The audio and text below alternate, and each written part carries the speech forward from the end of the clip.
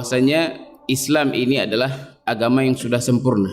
Sesuatu yang sempurna tidak perlu ditambah, ya, dan tidak boleh dikurang. Kata Allah Subhanahu wa taala, "Al-yauma akmaltu lakum dinakum wa atmamtu 'alaikum ni'mati wa raditu lakumul Islam madinah."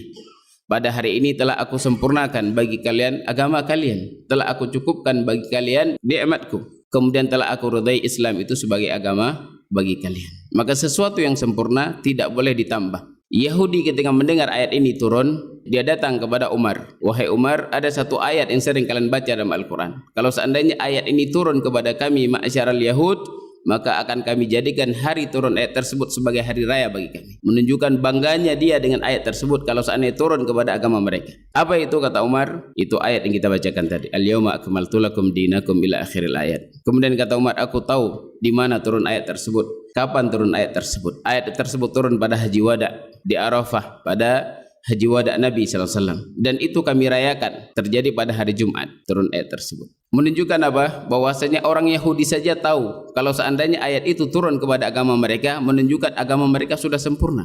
Sesuatu yang sempurna tidak perlu ditambah dan tidak perlu dikurang. Dan agama ini tidak butuh kepada penambahan, tidak butuh kepada pemikiran seseorang, tidak butuh kepada tambahan-tambahan yang ditambah oleh sebagian orang. Tidak butuh, karena sesuatu yang sudah sempurna tidak butuh penambahan.